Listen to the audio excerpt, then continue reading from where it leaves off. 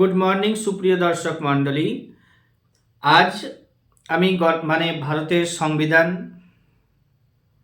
এর উপরে একটি রিভিশনমূলক ক্লাস তোমাদের সামনে উপস্থাপিত করছি। ডাব্লিউবিসিএস সহ অন্যান্য পিএসসির পরীক্ষাতে যে ধরনের প্রশ্নগুলি জিজ্ঞেস করা হয়, যে ধরনের প্রিপারেশন নিতে গেলে ভারতের সংবিধানের প্রশ্নগুলিকে সঠিকভাবে অ্যান্সার করা যায়, সেরকমই আমি একটু তোমাদের সামনে উপস্থাপিত করছি। প্রথমে বলবো যে গণপরিষদ থেকে যে ধরনের প্রশ্নগুলো জিজ্ঞেস করা হয় সেগুলোকে আমি এখানে সাজিয়েছি। যেমন হচ্ছে তোমার ভারতের বর্তমান সংবিধান যে রয়েছে কে তৈরি করেছে। ভারতের বর্তমান সংবিধান ভারতের গণপরিষদ দ্বারা তৈরি হয়েছে। 1906 খ্রিস্টাব্দে প্রথম ভারতের জন্য পৃথক ও ভারতীয় গণপরিষদের দাবি উত্থাপিত হয়। 1906 সালে প্রথম ভারতের জন্য পৃথক এবং ভারতীয় গণপরিষদের দাবি উত্থাপিত হয়েছিল। ধীরে ধীরে ক্লাসটা এগোবে, তোমাদের শুনতেও ভালো লাগবে, অনেক ভালো কন্টেন্ট আছে। 1922 সালের 5 তারিখে জানুয়ারি মাসে গান্ধীজি ভারতীয় গণপরিষদের অপরিহার্যতা এবং অনিবার্যতার কথা দৃঢ়ভাবে ব্যক্ত করেছিলেন। আরও কি আছে ঘটনাগুলো? 1923 খ্রিস্টাব্দে 23 থেকে 26 সাল পর্যন্ত যে স্বরাজ্য দল চালু করেছিল চিত্তরঞ্জন দাস, মতিলাল নেহেরু, এবং চিত্তরঞ্জন দাসের মৃত্যু হয়েছিল 1925 সালের পরে। স্বরাজ্য দল উঠে গেছিল, তারাও কিন্তু গণপরিষদের ব্যাপারে কথা বলেছিল।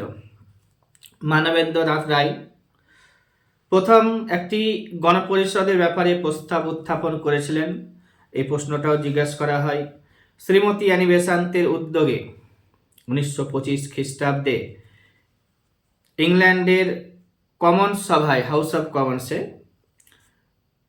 ভারতের কমনওয়েলথ বিল উত্থাপিত হয়েছিল। ব্রিটিশ সরকার 1933 খ্রিস্টাব্দে একটা হোয়াইট পেপার প্রকাশ করেছিল। যে ঘটনাগুলো ভারতের সংবিধানের সাথে যুক্ত এগুলো আমি একটু লিখেও রেখেছি। যেমন হচ্ছে হোয়াইট পেপারের ব্যাপারটা বললাম। 1934 খ্রিস্টাব্দে জাতীয় কংগ্রেসের ফৈজপুর অধিবেশন হয়। এই অধিবেশনে গণপরিষদ গঠনের পক্ষে কংগ্রেস দৃঢ়ভাবে প্রস্তাব গ্রহণ করেছিল। আর কি আছে? 1940 খ্রিস্টাব্দে আমরা জানি জাতীয় কংগ্রেসের রামগড় অধিবেশনেও বসেছিল। পূর্ণ স্বরাজ এর দাবি উঠেছিল এখানে। পূর্ণ স্বরাজের দাবি এর আগে উঠেছে 1929 খ্রিস্টাব্দে লাহোর অধিবেশনে, এবং একটি গণপরিষদ গঠনের পক্ষে প্রস্তাব গ্রহণ করেছিল। তাহলে কি হচ্ছে যে 1940 খ্রিস্টাব্দে জাতীয় কংগ্রেসের রামগড় অধিবেশনে পূর্ণ স্বরাজ এবং একটি গণপরিষদ গঠনের পক্ষে প্রস্তাব গ্রহণ করা হয়। আর কি? 1940 খ্রিস্টাব্দে 7ই আগস্ট ঘোষণা করা হয়েছিল। আগস্ট ঘোষণা আমরা জানি যে 1940 খ্রিস্টাব্দের মার্চের দিকে জাতীয় কংগ্রেসের তরফ থেকে মার্চ প্রপোজাল পাঠানো হয়েছিল ইংরেজদের কাছে, এবং তার পরিপ্রেক্ষিতে তারা 1940 খ্রিস্টাব্দের 7 তারিখে অগাস্ট মাসে অগাস্ট ঘোষণা বা অগাস্ট অফার দেওয়া হয়। এই ঘোষণায় সরকারিভাবে স্বীকার করে নেওয়া হয় যে ভারতের সংবিধান তৈরির ব্যাপারটি একান্তভাবে নিজেদের অর্থাৎ ভারতীয়দের বিষয়। 1942 খ্রিস্টাব্দে ব্রিটিশ প্রধানমন্ত্রী উইনস্টন চার্চিল 1942 খ্রিস্টাব্দে ব্রিটিশ প্রধানমন্ত্রী উইনস্টন চার্চিল তার যুদ্ধকালীন মন্ত্রী সভার সদস্য স্যার স্ট্যাফোর্ড ক্রিপসকে ভারতে পাঠিয়েছিল। ক্রিপস দৌত বা ক্রিপস প্রস্তাব কবে ইংরেজদের তরফ থেকে এসেছিল? 1942 খ্রিস্টাব্দে। 1940 খ্রিস্টাব্দে অগাস্ট অফার। 1927 খ্রিস্টাব্দে সাইমন কমিশন গঠন করা হয়েছিল। আর কি, দ্বিতীয় বিশ্বযুদ্ধের শুরু হয়েছিল 1940 খ্রিস্টাব্দে, দ্বিতীয় বিশ্বযুদ্ধের সমাপ্তি ঘটেছে 1945 খ্রিস্টাব্দে। ইংল্যান্ডের সাধারণ নির্বাচন শুরু হয় 1945 খ্রিস্টাব্দে জুলাই মাসে। ওই নির্বাচনে রক্ষণশীল দলের ভরাডুবি অর্থাৎ পরাজয় হয়েছিল। আর কি হয়েছিল, শ্রমিক দল ক্ষমতায় এসেছিল। শ্রমিক দল ক্ষমতায় আসলো, অর্থাৎ শ্রমিক সরকার ক্ষমতা হস্তান্তর ও ভারত ত্যাগের নীতি ঘোষণা করেছিল। 1946 খ্রিস্টাব্দে শ্রমিক সরকার একটি ক্যাবিনেট মিশন গঠন করেছিল। যে ক্যাবিনেট মিশনের হেড ছিল lord Pethick Lawrence, A V Alexander head ছিল লর্ড প্যাথ্রিক লরেন্স, এছাড়া তার সাথে আরও দুজন ছিল, A V Alexander, sir Stafford Cripps.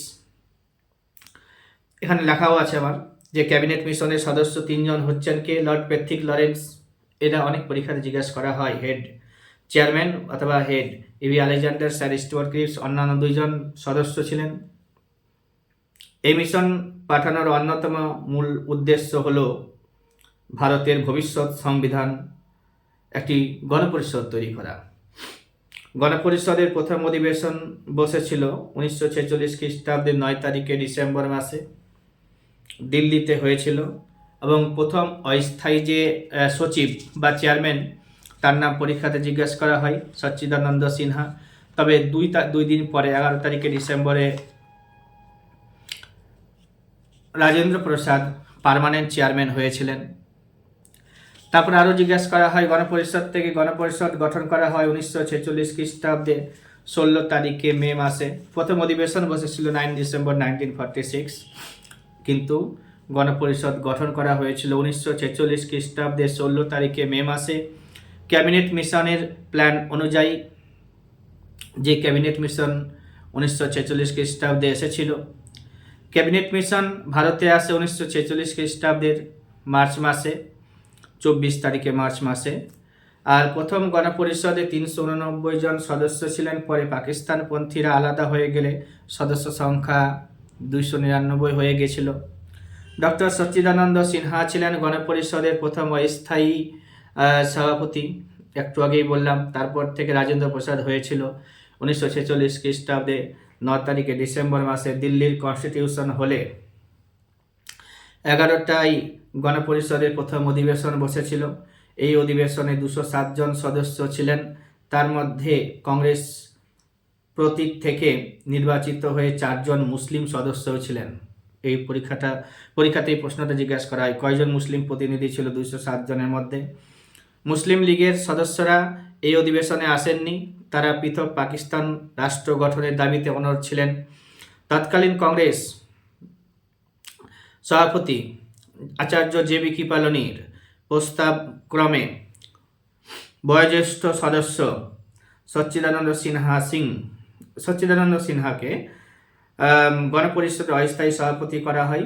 11 তারিখে ডিসেম্বর মাসে রাজেন্দ্র প্রসাদ গণপরিষদের স্থায়ী সভাপতি নির্বাচিত হয়েছিলেন। আর কি আছে, যে ড্রাফটিং কমিটি,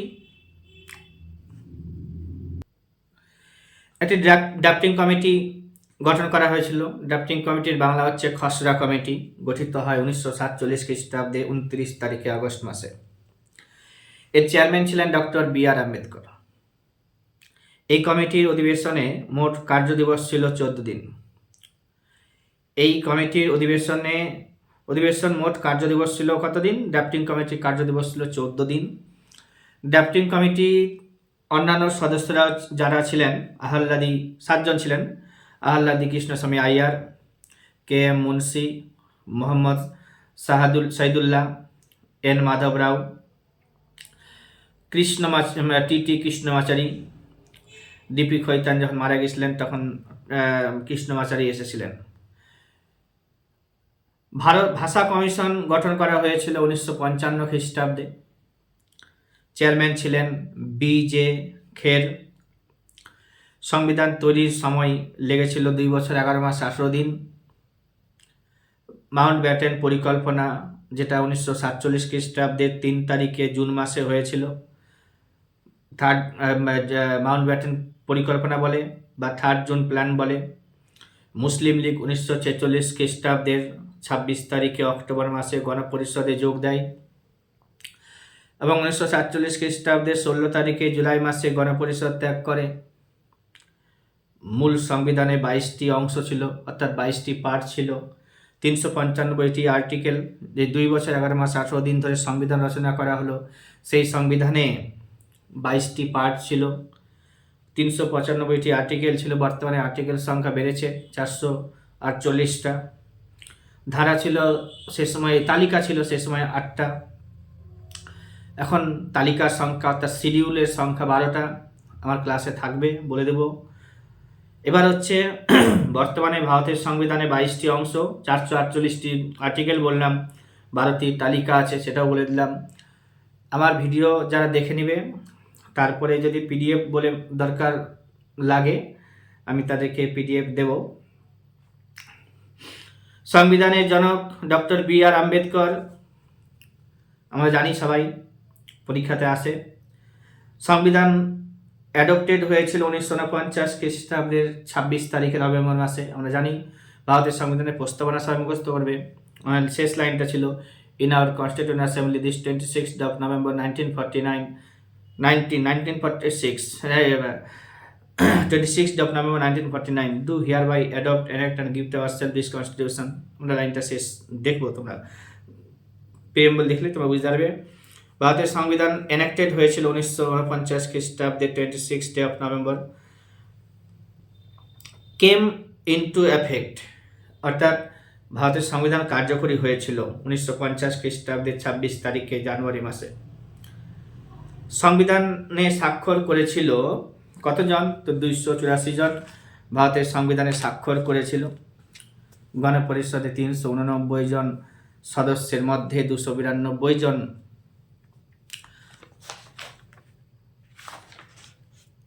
ছিল কংগ্রেস থেকে, আর হচ্ছে তোমার 93 জন মনোনীত নমিনেটেড হয়েছিল দেশীয় রাজ্যগুলি থেকে। 4 জন মনোনীত হয়েছিল চিফ কমিশনার থেকে, চিফ কমিশনারের অঞ্চল থেকে, যেমন হচ্ছে দিল্লি, আজমের, মারওয়ার, কুর্গ, ব্রিটিশ বালুচিস্তান। আজমের, মারওয়ার, কুর্গ আর ব্রিটিশ বালুচিস্তান, এই জায়গাগুলো থেকে হয়েছিল 4 জন। এবার হচ্ছে কি, যে আমাদের যে ভারতের সংবিধানের বিভিন্ন বিষয় আছে, সাবজেক্টগুলো আছে, আমরা কোন কোন দেশ থেকে কোনটা নিয়েছি, অ্যাডপ্ট করেছি, কোন বিষয় কোন দেশ থেকে নিয়েছি, এগুলো লাগবে। যেমন হচ্ছে গভর্নমেন্ট অফ ইন্ডিয়া অ্যাক্ট 1935। 1935 থেকে আমরা কি পেয়েছি, যে জরুরি ব্যবস্থার ঘোষণা, এমার্জেন্সি পাওয়ার, এটা কিন্তু 1935 খ্রিস্টাব্দের ভারত শাসন আইন থেকে নিয়েছি। Office of the governor and president, দুটো গভর্নর এবং প্রেসিডেন্ট দুটো বিষয়, সাবজেক্ট, আমরা গভর্নমেন্ট অফ ইন্ডিয়া অ্যাক্ট 1935 থেকে নিয়েছি। পাওয়ার অফ ফেডারেল জুডিশিয়ারি, সেটাও আমরা নিয়েছি গভর্নমেন্ট অফ ইন্ডিয়া অ্যাক্ট 1935 থেকে। ইউনাইটেড কিংডম অর্থাৎ ইউকে থেকে কি কি নিয়েছি? ইউকে থেকে আমরা নিয়েছি পার্লামেন্টারি সিস্টেম। প্রাইম মিনিস্টার পদটা ইউকে থেকে নিয়েছি। কাউন্সিল অফ মিনিস্টারগুলো আমরা ইউকে থেকে নিয়েছি। সিঙ্গেল সিটিজেনশিপ, এক নাগরিকত্ব, সেটা আমরা ইউকে থেকে নিয়েছি। রুল অফ ল, আইনের শাসন, এটা ইউকে সংবিধান থেকে নিয়েছি। ইউএসএ থেকে কি কি নিয়েছি? আমেরিকা যুক্তরাষ্ট্র থেকে রিটেন কনস্টিটিউশন, ভারতের সংবিধান লিখিত। আমরা সবাই জানি যে ভারতের সংবিধান বৃহত্তম লিখিত সংবিধান, কিন্তু আমেরিকার সংবিধান বৃহত্তম লিখিত নয়, ওরা ক্ষুদ্রতম লিখিত সংবিধান। সেই আমেরিকা থেকে আমরা রিটেন কনস্টিটিউশনের ব্যাপারটা নিয়ে এসেছি, বড় করেছি। ফান্ডামেন্টাল রাইট, মৌলিক অধিকার, যেটা ভারতের সংবিধানের পার্ট 3-তে আছে, আমি আলোচনা করব, মৌলিক অধিকারের উপরে ভিডিও দেব। সেই মৌলিক অধিকার আমরা ইউএসএ থেকে নিয়েছি। সুপ্রিম কোর্টের সিস্টেমটা ইউএসএ থেকে নিয়েছি। President as executive head of the state. President যে executive head of the state হবে, মানে রাষ্ট্রের এক্সিকিউটিভ হেড হবে, সেটা আমরা ইউএসএ থেকে বড় করেছি। ইমপিচমেন্ট অফ দি প্রেসিডেন্ট, আমাদের ভারতে যে প্রেসিডেন্টের যে ইমপিচমেন্ট পদ্ধতিটা আছে সেটা আমরা ইউএসএ থেকে নিয়েছি।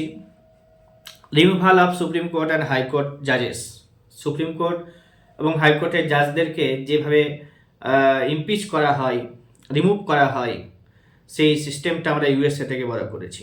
Vice president as chairman of Rajya Sabha, vice president যে চেয়ারম্যান হবে Rajya Sabha, ex officio chairman of Rajya Sabha 64 নম্বর আর্টিকেলে বলা হয়েছে, সেটাও ইউএসএ থেকে নিয়েছি আমরা। জুডিশিয়াল রিভিউ আর ইন্ডিপেন্ডেন্ট অফ জুডিশিয়ারি, সেটা আমরা ইউএসএ থেকে বড় করেছি। অস্ট্রেলিয়া থেকে কী কী নিয়েছি? কনকারেন্ট লিস্ট আমরা অস্ট্রেলিয়া থেকে বড় করেছি। কোঅপারেটিভ ফেডারালিজম, সেটা আমরা অস্ট্রেলিয়া থেকে। আর কি আছে? Joint sitting of two house of parliament, অর্থাৎ joint sitting of both house of parliament, Lok Sabha এবং রাজ্যসভার যে যৌথ অধিবেশন রাষ্ট্রপতির ডাকে, সেটা আমরা অস্ট্রেলিয়া থেকে নিয়েছি। USSR, United states of Soviet Russia থেকে আমরা কি নিয়েছি? ফান্ডামেন্টাল ডিউটিস, যেটা ভারতের সংবিধানের 42তম সংবিধান সংশোধনী করে 1976 খ্রিস্টাব্দে ফান্ডামেন্টাল ডিউটিস, মৌলিক কর্তব্য, ভারতের সংবিধানের পার্ট 4A 51A আর্টিকেলে রাখা হয়েছে। সেটা 1976 খ্রিস্টাব্দে শরণ সিং কমিটির সুপারিশে 10টি মৌলিক কর্তব্য যুক্ত করা হয়েছে ভারতের সংবিধানে। বর্তমানে 11টি মৌলিক কর্তব্য ভারতের সংবিধানে রয়েছে। জার্মানি থেকে কি নিয়েছি? Suspension of fundamental right during emergency, আমাদের এমার্জেন্সি লাগার সময় লাগলে, কোনো আমাদের দেশে যদি এমার্জেন্সি লাগে, বেশ কিছু আমাদের ফান্ডামেন্টাল রাইট আছে, কিছু আছে যেটা অটোমেটিক্যালি সাসপেন্ডেড হয়ে যায়, আবার কিছু আছে প্রয়োজন অনুযায়ী সাসপেন্ড করা হয়। এই যে suspension of fundamental right during emergency, এটা আমরা জার্মানি থেকে নিয়েছি। কানাডা থেকে নিয়েছি কি? কানাডার রাজধানীর নাম জানতে হবে অটোয়া। ফেডারাল সিস্টেম, অর্থাৎ যুক্তরাষ্ট্রীয় কাঠামো, রেসিডিউয়ারি পাওয়ার, অবশিষ্ট ক্ষমতা, এগুলো আমরা কানাডার সংবিধান থেকে নিয়েছি। সাউথ আফ্রিকা থেকে কি নিয়েছি? Procedure of constitution amendment, procedure of constitutional amendment, procedure of constitutional amendment আমরা সাউথ আফ্রিকা থেকে নিয়েছি। আয়ারল্যান্ড থেকে কি নিয়েছি? DPSP borrowed from Ireland, and nomination of member to Rajya Sabha by the Parliament, nomination of member to Rajya Sabha by the President। আমরা সবাই জানি যে ভারতের সংবিধানে যে রাষ্ট্রপতির দ্বারা রাজ্যসভাতে 12 জন মেম্বারকে নমিনেট করা হয় literature, arts, science and social service field থেকে, সেটা কিন্তু আমরা আয়ারল্যান্ডের সংবিধান থেকে নিয়েছি। মনে রাখতে হবে, আমার কন্টেন্টগুলো খুব ভালো আছে এবং তোমাদেরকে দেব, যারা ভিডিও বারবার দেখবে তারা পরীক্ষাতেও পাবে হেল্প। একটা ভিডিওর মধ্যে অনেকটাই কন্টেন্ট থাকে, আমার প্রত্যেকটা ভিডিওতেই ভালো ভালো কন্টেন্ট দেওয়া আছে, তোমরা দেখবে সুবিধা পাবে। এবার যে আমাদের পদমর্যাদার নিরিখে যে তালিকা, টেবিলটা আছে, হ্যাঁ, টেবিল অফ প্রিসিডেন্স, সেটা একটু জেনে নিতে হবে যে ভারতের প্রথম নাগরিক বলা হচ্ছে, অর্থাৎ সেই তালিকাতে প্রথম স্থান অধিকার করেছে রাষ্ট্রপতিকে আমরা ফার্স্ট সিটিজেন অফ ইন্ডিয়া বলি। আর কি পড়বে? ভাইস প্রেসিডেন্ট এই তালিকায় দ্বিতীয়, প্রাইম মিনিস্টার এই তালিকায় তৃতীয়, গভর্নর অফ স্টেটস তারা চতুর্থ স্থান অধিকার করেছে পদমর্যাদার তালিকাতে। ফর্মার প্রেসিডেন্ট যারা হন তারা পঞ্চম তালিকাভুক্ত। আবার ডেপুটি প্রাইম মিনিস্টার পঞ্চম এ তালিকায় রয়েছে। 6 নম্বর তালিকাতে দুটো রয়েছে, যেমন হচ্ছে চিফ জাস্টিস অফ ইন্ডিয়া আর স্পিকার অফ লোকসভা। 42তম সংবিধান সংশোধনী লিখেছি কি, যে মৌলিক কর্তব্য, যেটা আমি একটু আগে বললাম, যে মৌলিক কর্তব্য 1976 খ্রিস্টাব্দে ভারতের সংবিধানের তালিকাভুক্ত হয়েছে 42তম সংবিধান সংশোধনী করে শরণ সিং কমিটির সুপারিশে। আর 35তম সংবিধান সংশোধনী আর 36তম সংবিধান সংশোধনী জানতে হবে। এই 35 আর 36 সংবিধান সংশোধন করে সিকিমকে ভারতের সাথে অন্তর্ভুক্ত করা হয়েছে।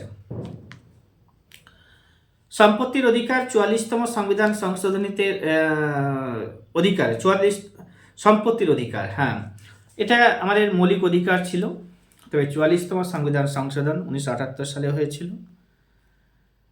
এই সম্পত্তির অধিকারকে বর্তমানে মৌলিক অধিকারের তালিকা থেকে সরিয়ে দিয়ে এটাকে লিগাল রাইট করা হয়েছে।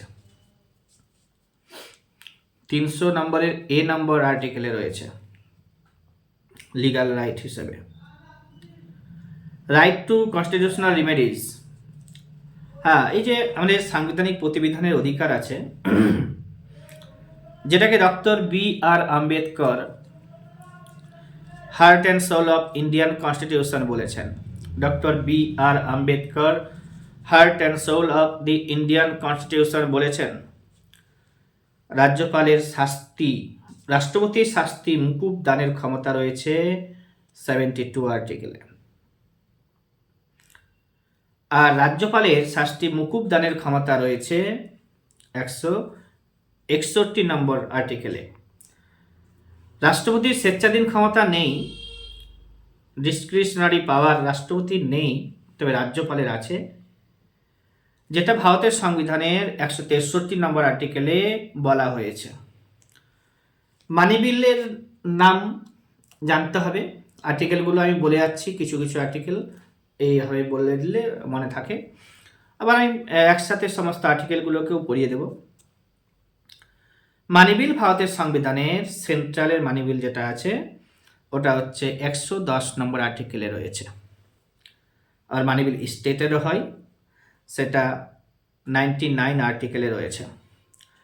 আরেকটা আর্টিকেল খুবই ইম্পর্টেন্স আছে, ভারতের সংবিধানে 370 জম্মু কাশ্মীরের ছিল, 35A ছিল, সেটা উঠে গেছে। 371 গুজরাট মহারাষ্ট্রকে সুযোগ সুবিধা দেওয়া হয়েছে, স্পেশাল প্রভিশন দেওয়া হয়েছে, স্পেশাল স্ট্যাটাস দেওয়া হয়েছে। এই স্পেশাল স্ট্যাটাস বা স্পেশাল প্রভিশন বিভিন্ন রাজ্যকে দেওয়া হয়েছে, যেমন জম্মু কাশ্মীরকে দেওয়া ছিল, এখন নেই। গুজরাট এবং মহারাষ্ট্রকে দেওয়া হয়েছে বেশ কিছু ব্যাপারে, নাগাল্যান্ডকে দেওয়া হয়েছে, আসামকে দেওয়া হয়েছে, মণিপুরকে দেওয়া হয়েছে, অন্ধ্রপ্রদেশকে দেওয়া হয়েছে। অন্ধ্রপ্রদেশকে দুটো বিষয়ে দেওয়া হয়েছে, স্পেশাল রাজ্যটাকে দেওয়া হয়েছে, আর সেখানকার যে ইউনিভার্সিটিগুলো আছে, সেন্ট্রাল ইউনিভার্সিটিগুলো তৈরি হয়েছে, তার উপরেও দেওয়া হয়েছে। সিকিমকে দেওয়া হয়েছে, মিজোরামকে দেওয়া হয়েছে, অরুণাচল প্রদেশকে দেওয়া হয়েছে, গোয়াকেও দেওয়া হয়েছে। প্রশ্ন হচ্ছে এখানে যে এই কটা রাজ্যকে দেওয়া হয়েছে, পরীক্ষাতে জিজ্ঞাসা করা হয় নিচের কোন রাজ্যটিকে দেওয়া হয়নি বা দেওয়া হয়েছে, সেই প্রশ্ন আসতে গেলে খুব সহজেই তোমরা অ্যান্সার করতে পারবে, এই নামগুলো মনে থাকতে পারে। কিন্তু বলা হয়েছে যে এই 371 কিন্তু গুজরাট এবং মহারাষ্ট্রকে দেওয়া হয়েছে। তাহলে নাগাল্যান্ডকে কত আর্টিকেল দেওয়া হয়েছে? সব কিন্তু 371 আছে। A B C D করে I পর্যন্ত কাকে দেওয়া হয়েছে? নাগাল্যান্ডকে কত দিয়েছে? 371 A তে দিয়েছে, আসামকে 371 B তে দিয়েছে, মণিপুরকে 371 C তে দিয়েছে, অন্ধ্রপ্রদেশকে 371 D তে দিয়েছে। অন্ধ্রপ্রদেশে যে ইউনিভার্সিটিগুলো আছে, সেন্ট্রাল ইউনিভার্সিটি 371 E, সিকিমকে 371 F এ রাখা হয়েছে, মিজোরামকে 371 G তে রাখা হয়েছে, অন্ধ্রপ্রদেশকে 371-এর এইচে রাখা হয়েছে, গোয়াকে 371-এর আয়ে রাখা হয়েছে। এটা যাদের মনে থাকে না, আমার ভিডিও দেখার পরে আমাকে একবার ফোন করবে, আমি তোমাকে খুব সুন্দর করে বুঝিয়ে দেবো। লাইনটা হচ্ছে, না মা সিমি অরুণ কাকাকে নিয়ে গোয়া গেছে। যারা আমার ভিডিও দেখবে, যারা এটাকে মনে রাখতে চাই, মনে না থাকলে আমাকে বলবে, কোনো দিনও ভুলবে না। না মা সিমি অরুণ কাকাকে নিয়ে গোয়া গেছে। এই যে নাগাল্যান্ড, এই না, এন এ না, এম ডাবল এ মা, এগুলো এই কে সব উপর নিয়ে সাজাবে। N A M A A, সিমিতে সিমি, সিমিতে এসআই সাজাবে, তার নিচে এমআই সাজাবে। অরুণ, অরুণাচল প্রদেশকে দেওয়া হয়েছে। হ্যাঁ, পরে দেখা যাচ্ছে কাকাকে নিয়ে গোয়া গেছে, গোয়া তারপরে বসবে। এবার নাগাল্যান্ড, নাগাল্যান্ডের না, সেখানে এন রয়েছে, এনের পাশে নাগাল্যান্ড, এর পাশে আসাম, এম এর পাশে মণিপুর, তারপর হচ্ছে অন্ধ্রপ্রদেশ, ডাবল এ যেখানে আছে সেখানে অন্ধ্রপ্রদেশকে। সিমিতে সিকিম, সিমিতে এসআই দিয়ে সিকিম, এমআই দিয়ে মিজোরাম। এটা আমি বোর্ডে বুঝিয়ে দেবো আলাদা একটা ভিডিও করে, তোমরা বুঝে যাবে। অরুণকে অরুণ, এবার পাশে ABCD বসিয়ে দিলে অ্যান্সার হয়ে যাবে, করা যাবে। আচ্ছা, এগুলোই এখানে ছিল, তোমরা দেখবে ভিডিওগুলোকে নিজের মতো করে। ভারতের সংবিধানে আরও কি বলতে হবে, হ্যাঁ, ভারতে ভাষা সংখ্যা রয়েছে এখন 22টি। DPSP কে সংবিধানে আত্মা বলেছে ডক্টর BR আম্বেদকর। আর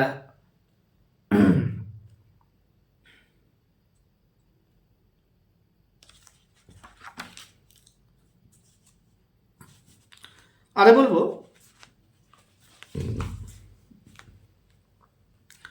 মন্ত্রী মিশনের দল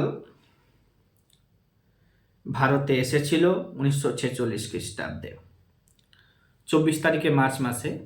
এটা একটু আগেই বললাম, ক্যাবিনেট মিশনটা এসেছিল। আর গণপরিষদের প্রথম যে সভাপতি সচ্চিদানন্দ সিনহা, তিনি অস্থায়ী ছিলেন, রাজেন্দ্র প্রসাদ স্থায়ী হলেন 11 তারিখে ডিসেম্বর মাসে। ভারতের সংবিধান ঘোষণা করেছে 1946 খ্রিস্টাব্দের, সংবিধান ঘোষণা করেছে 1950 খ্রিস্টাব্দের 26 তারিখে জানুয়ারি মাসে। ভারতের সংবিধান রচনা করেছে ভারতের গণপরিষদ। গণপরিষদ যখন গঠিত হয়েছিল তখন তার সদস্য সংখ্যা ছিল 389 জন, পরীক্ষাতে জিজ্ঞেস করে। ভারতের সংবিধান রচনার জন্য গণপরিষদ মোট 13টি মেজর, 4টি মাইনর কমিটি গঠন করেছিল। ড্রাফটিং কমিটির খসড়া, ড্রাফটিং কমিটির চেয়ারম্যান ছিলেন ডক্টর BR আম্বেদকর। খসড়া কমিটির যে সদস্যগুলো আছে একটু আগেই বললাম, আরেকবার বলে দিচ্ছি। BR আম্বেদকর, N গোপালাস্বামী আইয়ার, আর আহ্লাদি কৃষ্ণস্বামী আইয়ার, N গোপালাস্বামী আয়েঙ্গার, আর KM Munshi, N Madhav Rao, TT Krishnamachari, আর MD মোহাম্মদ সাইদুল্লাহ।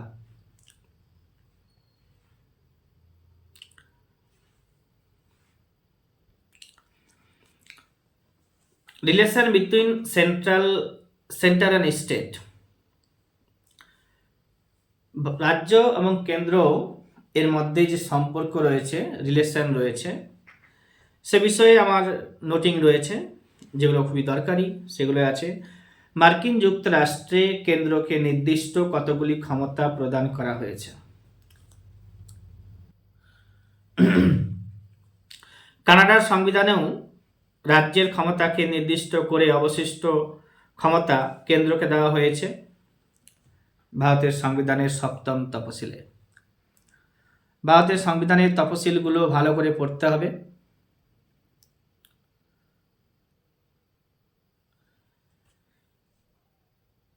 ভারতের সংবিধানের 7ম তফসিলে এবং 245 থেকে 255 নম্বর আর্টিকেলে কেন্দ্র ও রাজ্যের মধ্যে আইন বিষয়ক সম্পর্ক আলোচনা করা হয়েছে। এটা 7ম তালিকাতে রয়েছে। 7ম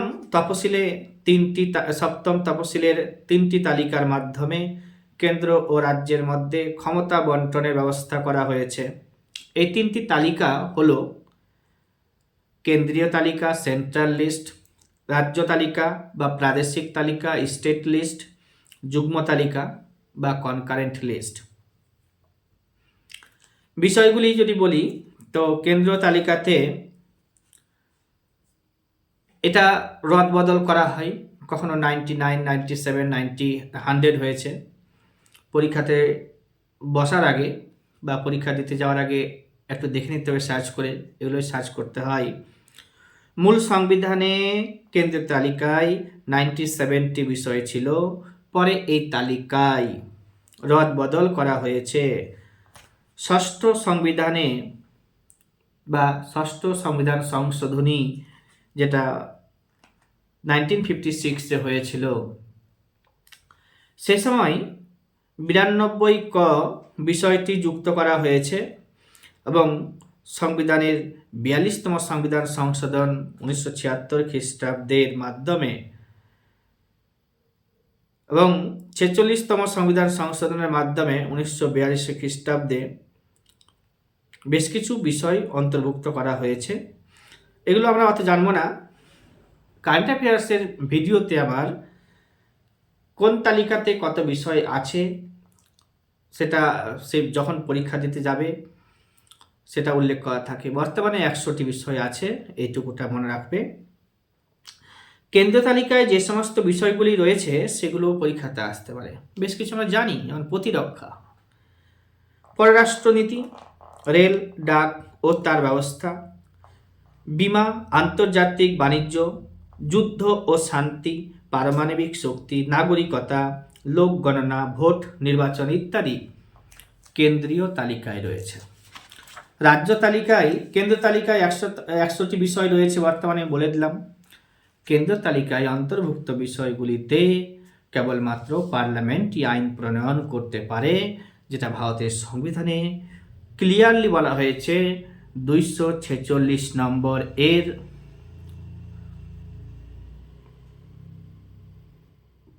2 নম্বর সাব টাইটেল সাব আর্টিকেল 2 বলা হয়েছে।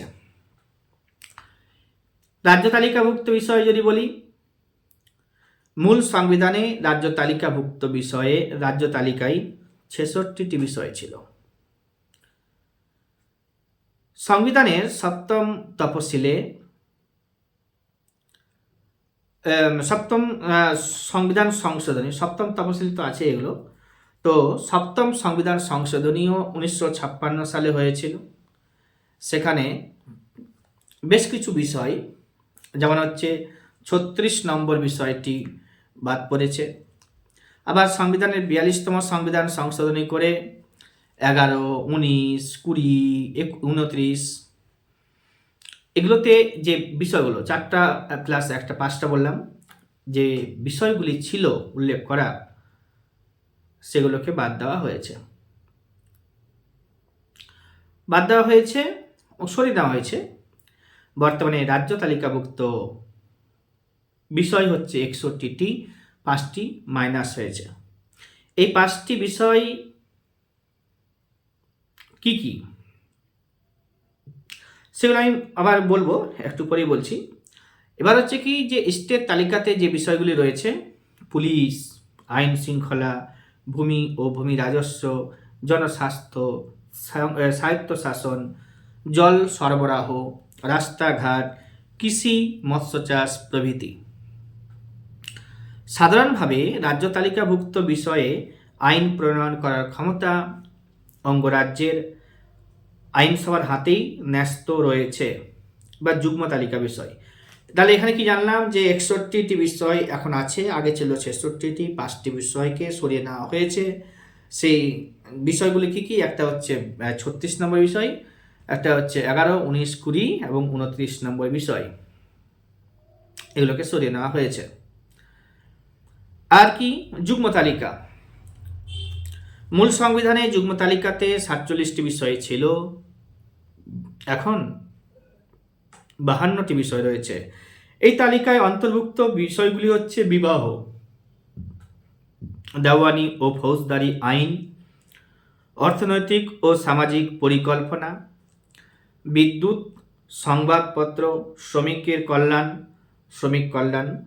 শ্রমিক সংগঠন, শিক্ষা, পুস্তক, প্রেস, বন, বন্যপ্রাণী সংরক্ষণ। এগুলো হচ্ছে যুগ্ম তালিকার বিষয়। বন, প্রেস, পুস্তক, শিক্ষা, শ্রমিক সংগঠন, শ্রমিক কল্যাণ, সংবাদপত্র, বিদ্যুৎ, সামাজিক পরিকল্পনা, ফৌজদারি আইন, দেওয়ানি আইন, বিবাহ, অর্থনৈতিক ও সামাজিক পরিকল্পনা।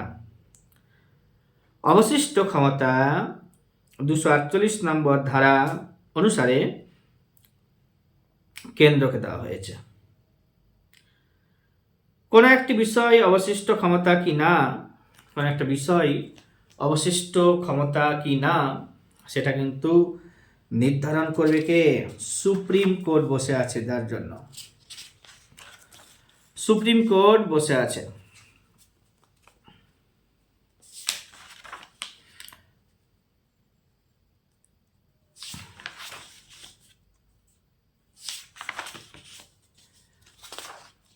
আমরা অনেক পড়ব, তারপরে আরো বলছি যে ভারতের সংবিধানে প্যাকের কথা উল্লেখ করা হয়েছে, ফাইন্যান্স কমিশনের কথা উল্লেখ করা হয়েছে, প্ল্যানিং কমিশনের কথা উল্লেখ করা হয়েছে, এস্টিমেট কমিটির কথা উল্লেখ করা হয়েছে, parliamentary committee, public accounts committee, pack, consolidated fund, contingency fund. এগুলো একটু বলে দিচ্ছি। ভারতের সংবিধানে রাষ্ট্রপতি 280 নম্বর আর্টিকেল মেনে অর্থ কমিশন গঠন করতে পারে। ফাইন্যান্স কমিশন গঠন করা হয়েছে 1952 সালে প্রথমবার। এই কমিশনের সদস্য সংখ্যা হচ্ছে 5 জন। এরা পুনরায় মনোনীত হতে পারেন। বর্তমানে 15তম অর্থ কমিশন কার্যকরী রয়েছে। Chairman NK Singh. অর্থ কমিশনের কার্যকালের মেয়াদ 5 বছর। 15তম অর্থ কমিশন, 16তম অর্থ কমিশন রান করবে রিসেন্টলি। এগুলো কারেন্ট অ্যাফেয়ার্সের বিষয়, মনে রাখতে হবে যে কতগুলো কমিশন এখন হয়েছে এখনো পর্যন্ত, কত নম্বর কমিশন রান করছে, কে চেয়ারম্যান, পরীক্ষাতে এগুলো আসে। অর্থ কমিশনের কার্যকাল 5 বছর হয়। 13তম থেকে শুরু করে 15, 16তম অর্থ কমিশন এর চেয়ারম্যানদের নাম মনে রাখতে হবে। কারেন্ট অ্যাফেয়ার্সের ক্লাস আমি এগুলো বলে দেবো। 13তমতে বিজয় কেলকার চেয়ারম্যান ছিলেন, 14তমতে YV রেড্ডি ছিল, 15তমতে NK সিং। প্ল্যানিং কমিশনের ব্যাপারে আলোচনা করা হয়েছে। এটা অবিধিবদ্ধ সংস্থা ছিল, এটাকে রিপ্লেস করা হয়েছে নীতি আয়োগের দ্বারা, সেটাও একটা অবিধিবদ্ধ সংস্থা। 1950 খ্রিস্টাব্দের 15 তারিখে মার্চ মাসে প্ল্যানিং কমিশন গঠন করা হয়েছিল। ভারতের জাতীয় কংগ্রেস এর উদ্যোগে জাতীয় প্ল্যানিং কমিটি গঠন করা হয়েছিল 1938 খ্রিস্টাব্দে জওহরলাল নেহেরুর নেতৃত্বে। এটুকুটাই এখানে বলবো, বাকিটা ইকোনমিক্সের ক্লাসে বলবো।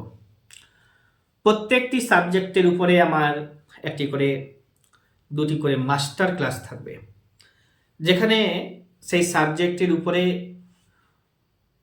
পরীক্ষাতে যে সমস্ত বিষয়গুলি আসে বিভিন্ন ট্রিক্সের সাথে হোক, ডিটেলসে থিওরির মাধ্যমে হোক, MCQ এর উপরে হোক, আলোচনা থাকবে। তোমরা যারা রেগুলার দেখবে ভিডিওগুলোকে অনেক হেল্প পাবে। এস্টিমেট কমিটির কথা বলি। এটি হচ্ছে আনুমানিক ব্যয় হিসাব কমিটি। এস্টিমেট কমিটিতে মেম্বার সংখ্যা কত পরীক্ষাতে জিজ্ঞাসা করা হয়। 30 জন মেম্বার থাকে এখানে।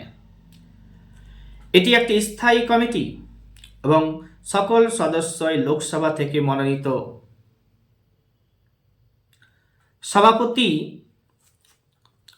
সহ সদস্যদের নিয়োগ করেন। সভাপতি সহ সদস্যদের নিয়োগ করেন লোকসভার স্পিকার। কেন্দ্রীয় মন্ত্রী এর সদস্য হতে পারেন না। যারা মিনিস্টার পদ পেয়ে যাবেন তারা কিন্তু এস্টিমেট কমিটির সদস্য হবেন না। এখানে যারা সদস্য হন তাদের কার্যকালের মেয়াদ 1 বছর। আনুমানিক ব্যয় হিসাব করাই এই কমিটির মূল উদ্দেশ্য।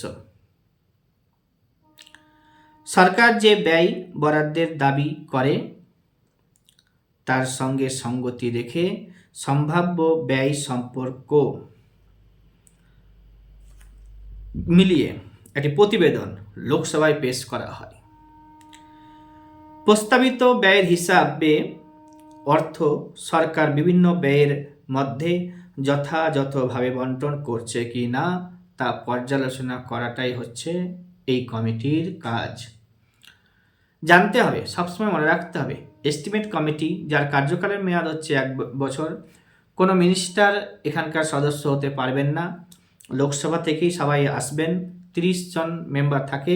এটি একটি largest committee, largest parliamentary committee. লোকসভার স্পিকার এখানকার সভাপতি এবং সহসভাপতিদেরকে মনোনীত করে দেন। প্যাক করতে হবে পাবলিক অ্যাকাউন্টস কমিটি, সরকারি গাণিতিক কমিটি। এস্টিমেট কমিটির বাংলাটাও বলে দিচ্ছি, আনুমানিক ব্যয় হিসাব কমিটি। এটি লোকসভার কমিটি হলেও রাজ্যসভার সদস্যরাও প্যাকে অংশগ্রহণ করে। এস্টিমেট কমিটিতে 30 জন, আর প্যাক পাবলিক অ্যাকাউন্টস কমিটিতে 22 জন। তার মধ্যে 15 জন লোকসভা থেকে, 7 জন রাজ্যসভা থেকে আসেন। 15 জন লোক সভা থেকে এবং 7 জন রাজ্যসভা থেকে বললাম। এই কমিটিও কিন্তু 1 বছরের জন্য গঠন করা হয়। এই কমিটিও কিন্তু 1 বছরের জন্য গঠন করা হয়।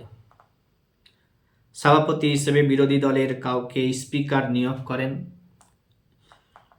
তাহলে এখানে জানতে হবে, ওখানে লোকসভার স্পিকার নিয়োগ করে দেয় আর লোকসভার সদস্যদেরকেই নিয়োগ করে। এখানে যে সভাপতি হবে সে কিন্তু বিরোধী দল থেকে আসবে।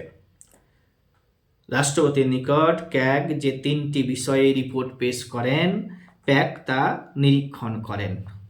কি কি করেন? অডিট রিপোর্ট এবং appropriation account, audit report on finance public undertaking, এছাড়াও account of the public service corporation.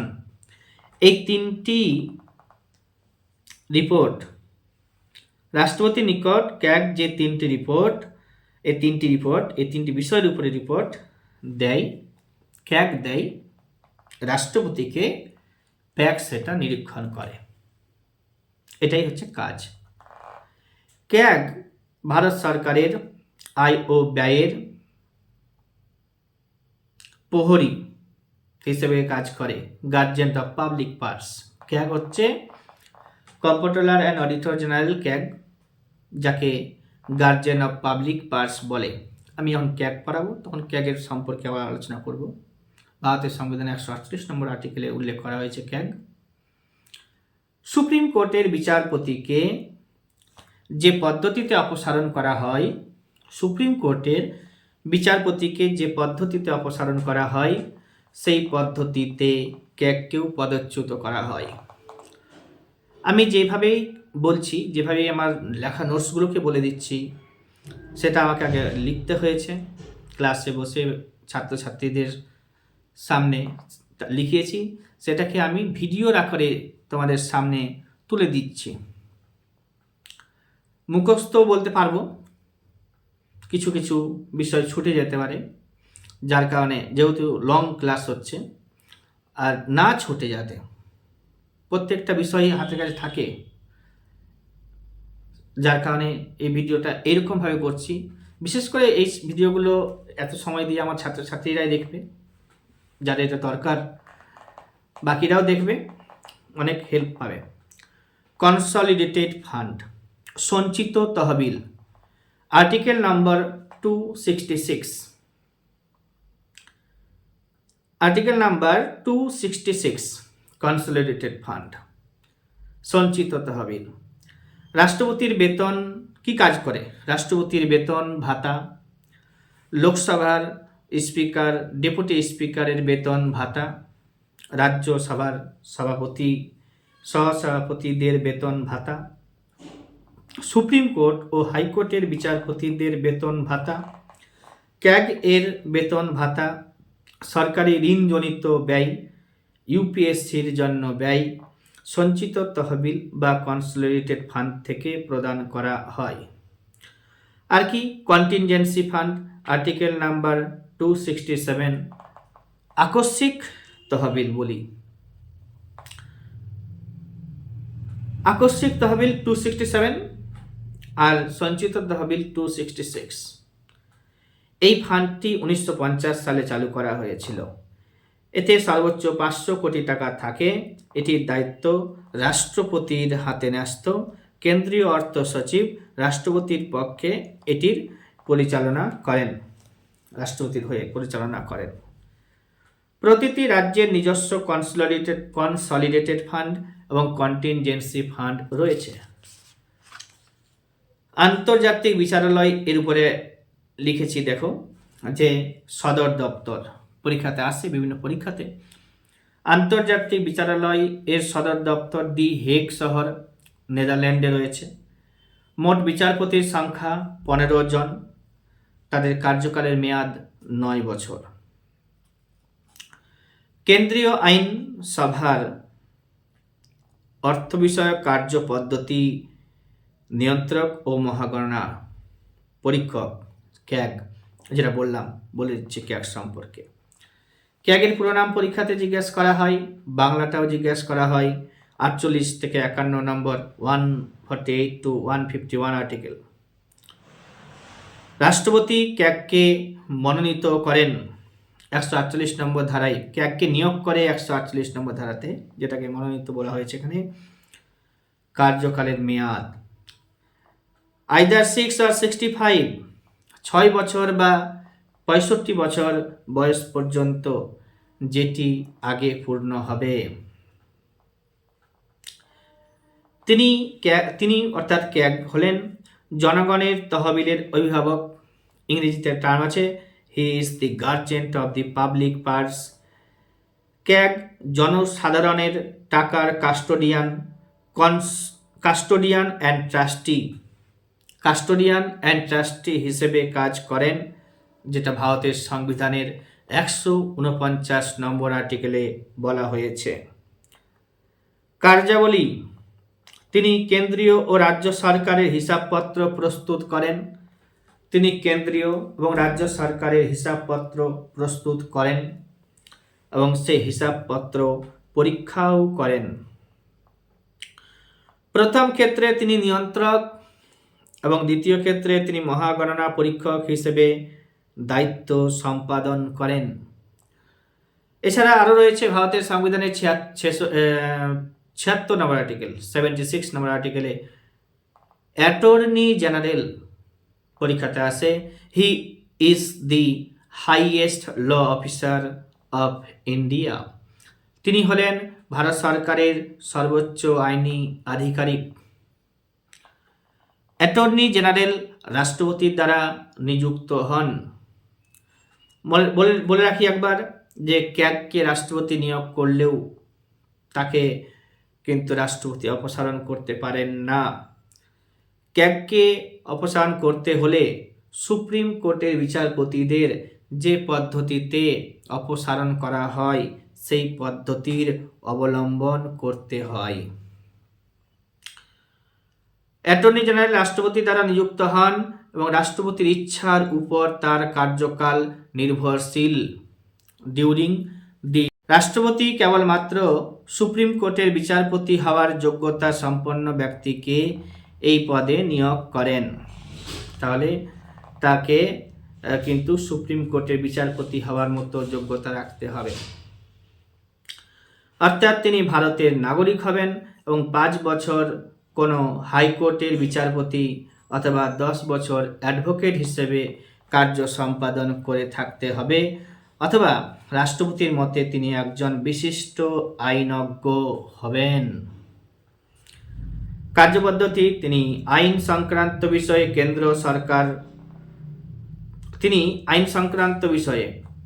কেন্দ্র সরকার কোনো পরামর্শ চাইলে কেন্দ্র সরকার যদি তার কাছে কোনো আইন বিষয়ে পরামর্শ চায়, সে বিষয়ে তিনি পরামর্শ দেন।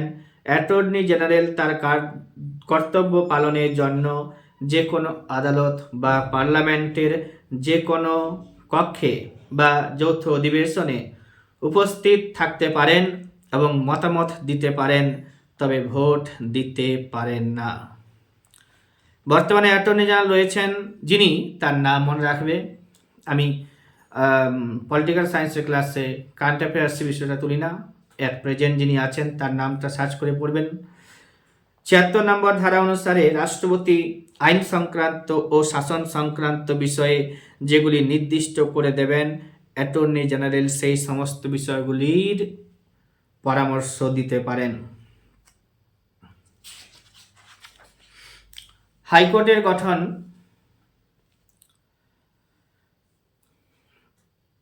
২১৬ নম্বর ধারাতে বলা হয়েছে। সুপ্রিম কোর্টের গঠন ১২৪ নম্বর ধারায় বলা হয়েছে। সুপ্রিম কোর্ট পড়তে হবে, হাইকোর্ট পড়তে হবে।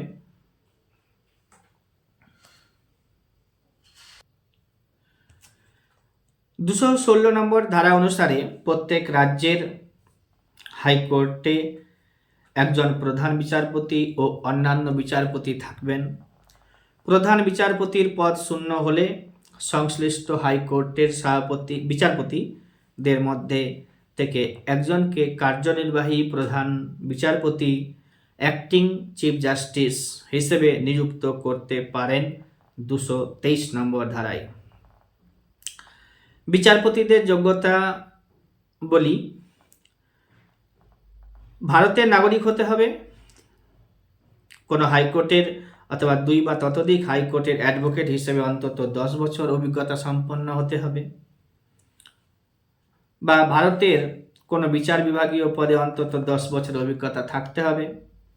অ্যাডভোকেট হিসেবে বা বিচার বিভাগীয় পদে ১০ বছরের মিশ্র অভিজ্ঞতা থাকলেও হবে। হাইকোর্টের বিচারপতিগণ 62 বছর বয়স পর্যন্ত পদে আসীন থাকতে পারেন। হাইকোর্টের স্থায়ী বিচারপতিগণ অবসর গ্রহণের পর সুপ্রিম কোর্ট ও অন্যান্য হাইকোর্ট ছাড়া অন্য কোনো আদালতে ওকালতি করতে পারবেন না। হাইকোর্টের স্থায়ী বিচারপতিগণ অবসর গ্রহণের পর সুপ্রিম কোর্ট বা অন্যান্য হাইকোর্ট ছাড়া কোনো আদালতে ওকালতি করতে পারবেন না। সুপ্রিম কোর্টের বিচারপতিগণ অবসর গ্রহণের পর ওকালতি করতে পারেন না।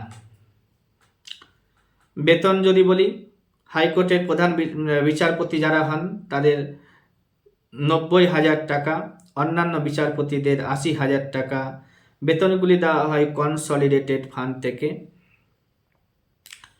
বেতনগুলোকে দেখে নিতে হবে বর্তমানে বেতন কত আছে, যখন পরীক্ষা দিতে যাবে তখন বেতন কত থাকবে।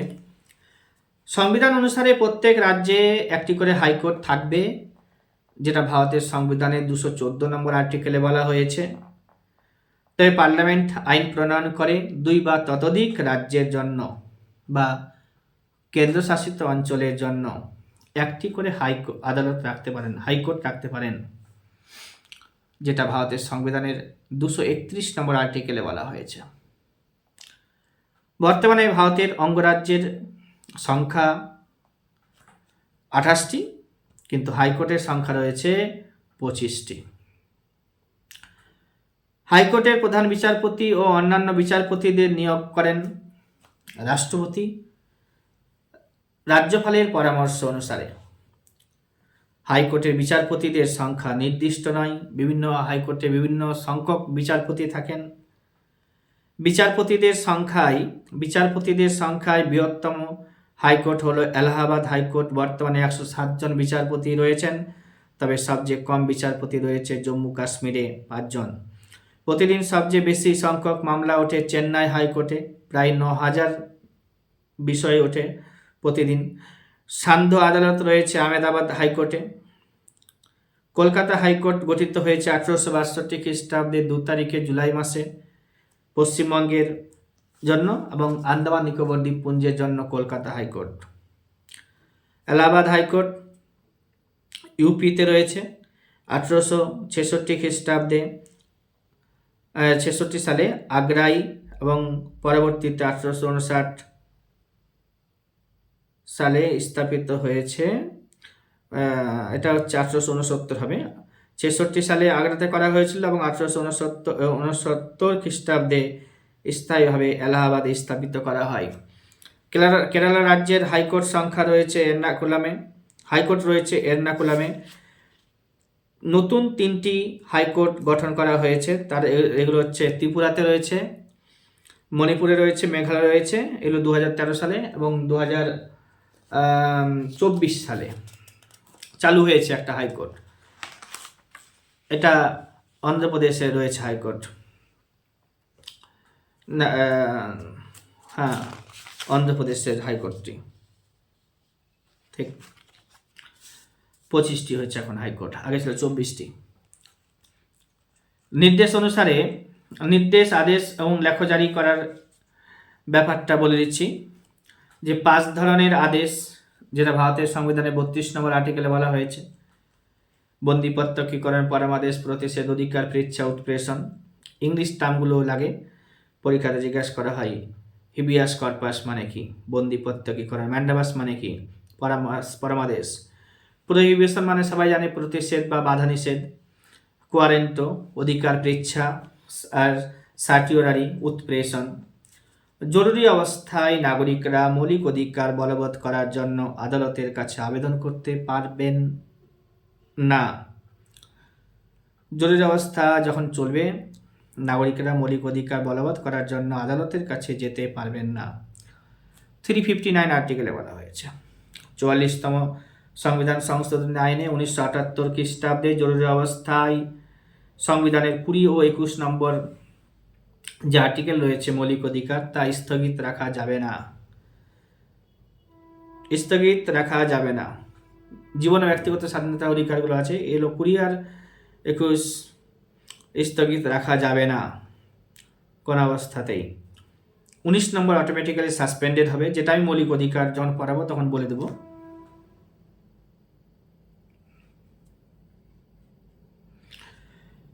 বত্রিশ নম্বর ধারাতে নাগরিকরা মৌলিক অধিকার বলবৎ করার জন্য সুপ্রিম কোর্টে আবেদন করতে পারেন। বর্তমানে 2008 সালে আইন অনুসারে বিচারপতির সংখ্যা, এটা সুপ্রিম কোর্টের ক্ষেত্রে, সুপ্রিম কোর্টে বিচারপতির সংখ্যা 1+33 অর্থাৎ 34 রয়েছে। সুপ্রিম কোর্টের প্রথম প্রধান বিচারপতি হীরালাল জে কানিয়া, দ্বিতীয় প্রধান বিচারপতি পতঞ্জলি শাস্ত্রী, প্রথম দলিত প্রধান বিচারপতি কে.জি. বালকৃষ্ণন। সুপ্রিম কোর্টে বর্তমান যে বিচারপতি, তার নামটা লাগবে খান্না সাহেব। প্রথম মহিলা বিচারপতি শ্রীমতী মীরা সাহিব ফাতিমা বিবি। আর সুপ্রিম কোর্টের আগের নাম ছিল ইম্পেরিয়াল কোর্ট। প্রথম প্রধান বিচারপতি আর পরাধীন ভারতে এসআর এলিজা ইম্পে ছিল। এছাড়া দেওয়ানি মামলা রয়েছে, ফৌজদারি মামলা রয়েছে, পরামর্শদান এলাকা রয়েছে। এগুলো থেকে বিশেষভাবে প্রশ্ন আসে না ছোটখাটো পরীক্ষাতে। নেক্সট যে ক্লাসটা করাবো তখন আমি আবার সুপ্রিম কোর্ট সম্পর্কে বলবো। হাইকোর্ট থেকে এগুলোই পরীক্ষাতে আসে প্রশ্ন। আজকের ভিডিও আমি এখানেই সমাপ্ত করলাম। পরে সুপ্রিম কোর্ট পড়াবো, আরও অন্যান্য অনেক বিষয় আছে, সেগুলো আপলোড করব।